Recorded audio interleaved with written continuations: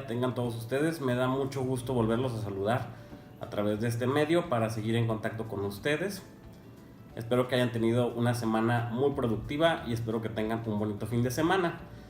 El día de hoy voy a hablar sobre el diagnóstico de la hipertensión arterial, porque ha sido una duda que en lo particular esta semana he tenido con mis pacientes. Muchos de ellos me han preguntado si en realidad son hipertensos, que cuántas veces es necesario tener la presión arterial elevada para considerarse como paciente con hipertensión arterial.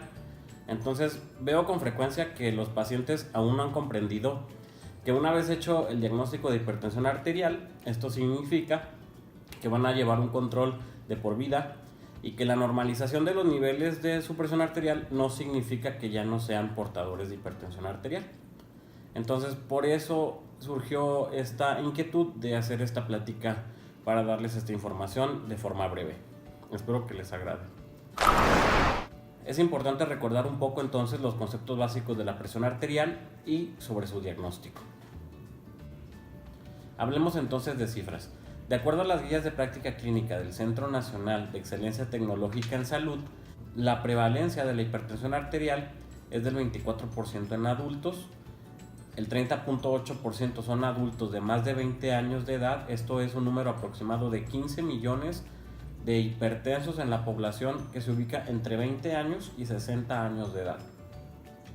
Lo más preocupante es que más de la mitad de todos estos pacientes lo desconocen, ya que las tasas de detección de la enfermedad llegan a ser tan bajas como el 13%. Y de los que saben que son portadores de la enfermedad, es decir, los que saben que tienen hipertensión arterial, únicamente el 20% están bien controlados gracias a su tratamiento. Esto se traduce obviamente en altas cifras de complicaciones derivadas de la hipertensión y de ahí la alta mortalidad de causas cardiovasculares que tenemos en la mayoría de los países, ya que la hipertensión arterial es la principal causa de enfermedad coronaria junto con la diabetes mellitus tipo 2 y las dislipidemias de las que ya hemos discutido en temas anteriores. Entonces, recordando la definición de hipertensión arterial, decimos que es un síndrome de etiología múltiple, es decir, de múltiples causas, que se caracteriza por la elevación persistente de las cifras de la presión arterial, que se traduce al final en un daño vascular sistémico, es decir, generalizado a todo el cuerpo. Cabe notar la connotación que se le da a persistente, porque puede haber elevaciones transitorias de la presión arterial asociadas a alguna otra patología, por lo que es importante definir que la presión arterial debe estar persistentemente elevada. La presión arterial corresponde a la tensión en la pared que genera la sangre dentro de las arterias y está determinado por el producto de dos factores, el gasto cardíaco y la resistencia periférica total. El débito cardíaco depende de la contractibilidad miocárdica, es decir, de la fuerza con la que se contrae el músculo del corazón y del volumen de sangre que hay circulando dentro del tórax. A su vez, la resistencia periférica a la que se refiere este concepto depende del tono del árbol arterial y de las características estructurales de la pared arterial. Esto es, una presión arterial es un concepto meramente físico, como la mayoría de las presiones a las que estamos acostumbrados a manejar en los conceptos de física básica. Entonces la presión arterial viene siendo esto. Es importante considerar que el latido cardíaco solo inyecta sangre en el árbol arterial durante la fase de la sístole ventricular, esto es la fase en la que el corazón está contraído, y esto va a determinar un flujo pulsátil sobre las paredes de las arterias, ya que no es un flujo continuo. También es importante saber que gracias a que la aorta y las grandes arterias son distensibles, almacenan en su zona distendida parte de la sangre recibida durante la sístole, durante la contracción del ventrículo, lo cual es devuelta en la circulación durante la diástole, es decir, la relajación de los ventrículos. El hecho anterior determina que también fluya sangre por las arterias durante la diástole, a pesar de que el corazón no expulsa sangre en esta fase del ciclo cardíaco. Recordando estos conceptos básicos de sístole y diástole, tenemos que el valor máximo de la presión durante la sístole se conoce como presión arterial sistólica y al valor mínimo durante la diástole se conoce como presión arterial diastólica. Por eso la presión arterial se reporta como la relación de dos cifras, primero la presión sistólica y luego la diastólica, donde por ejemplo si tenemos una presión de 120/80, el 120 representaría a la presión sistólica y el 80 a la presión diastólica. Esto es en milímetros de mercurio, que es una unidad de presión, aunque también puede ser representada en kilopascales, que sería otra unidad diferente, como es el sistema americano, el sistema métrico americano.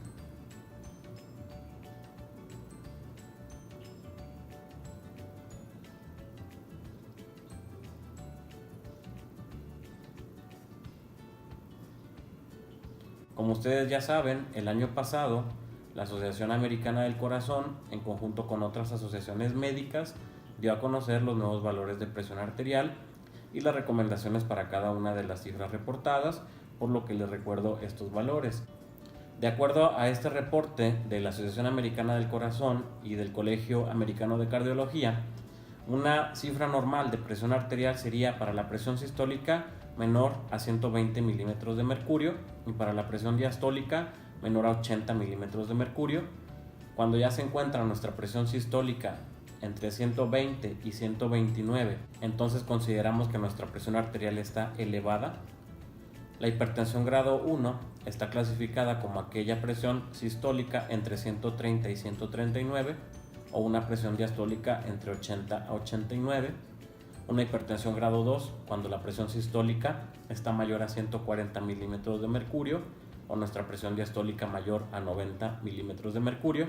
Y una crisis hipertensiva, que también ya hemos abordado en otros temas, se considera aquella presión arterial mayor a 180 milímetros de mercurio en la sistólica y una mayor a 120 en la presión diastólica. Es importante recordar estas cifras para tratar de ubicarnos en qué grado de hipertensión estamos y hacer las recomendaciones que se apliquen para este grado de hipertensión. El diagnóstico de esta enfermedad y su tratamiento se basa en una correcta medición de la presión arterial. Sin embargo, la técnica de medición de la presión arterial tiende a ser subvalorada y en muchas ocasiones efectuada de manera incorrecta. La correcta medición de la presión arterial en la consulta requiere seguir determinados pasos y utilizar equipos certificados y calibrados. El aprender a tomar la presión arterial está fuera de esta plática, no es mi intención en esta ocasión que aprendan a tomar la presión. Posteriormente haré un video para esto, pero la recomendación es acudir a su unidad de atención familiar, donde generalmente ahí hay personal muy capacitado que puede realizar este procedimiento por usted en cuanto ustedes aprenden a tomar la presión arterial de forma adecuada. Entonces, tradicionalmente el diagnóstico de hipertensión arterial se basa en la medición de la presión arterial en la consulta médica. Así entonces se considera un paciente como hipertenso cuando presenta repetidamente cifras mayores a lo reportado como normal que ya mencionamos. Universalmente no hay un número aceptado de mediciones ni de visitas necesarias para el diagnóstico de hipertensión arterial. De hecho, las guías internacionales no son muy específicas y todas recomiendan varias mediciones en la consulta en días diferentes. En otras palabras, luego de varias visitas. Así, por ejemplo, el informe norteamericano del JNC establece que el diagnóstico de hipertensión arterial debe basarse en el promedio de 2 o más visitas después de una visita inicial de tamizaje y que lecturas adicionales deberían ser tomadas en cada visita si las dos primeras tomas de presión arterial difieren entre sí por más de 5 milímetros de mercurio. Las guías de la OMS, por otro lado, recomiendan que el diagnóstico de la hipertensión arterial esté basado en múltiples mediciones de la presión arterial efectuadas en varias visitas en días distintos, pero sin especificar en cuántas visitas. Las guías británicas son más precisas a este respecto y recomienda realizar 2 o más mediciones en cada visita en hasta 4 ocasiones diferentes con diferencia de una semana entre sí. Esta última recomendación se basa en que modelos matemáticos predictores sugieren que la mayor sensibilidad y especificidad para el diagnóstico se establece con 2 o más tomas en 4 visitas diferentes. Finalmente, el diagnóstico definitivo estará a cargo del médico de primer contacto, por lo que sigue siendo importante, aunque suene de forma repetitiva, que hay que acudir con su médico de forma regular y no acudir solamente cuando ya tenemos alguna molestia o algún síntoma. Recuerden que resulta mejor prevenir que lamentar. No se olviden que también existen maneras de evitar el desarrollo de la hipertensión arterial, como lo siguen siendo una alimentación balanceada y actividad física de forma regular. Si ya tienen hipertensión arterial, es necesario estar en control médico con visitas médicas periódicas para evitar las complicaciones, que ya vimos que las principales son de origen cardiovascular, es decir, infartos, embolias. De forma sencilla, esto es lo que se necesita saber para hacer el diagnóstico de hipertensión arterial. De todas maneras, si tienen alguna duda, alguna pregunta, dejen sus comentarios o acudan con su médico de confianza para que le aclare sus dudas. Y si tiene ya el diagnóstico de hipertensión arterial, hay que aplicarse en el tratamiento, seguir las indicaciones de su médico y acudir a sus citas regulares. Espero que sea de mucha ayuda esto, que no se les olvide todo lo que acabamos de mencionar aquí y que tengan un muy buen día.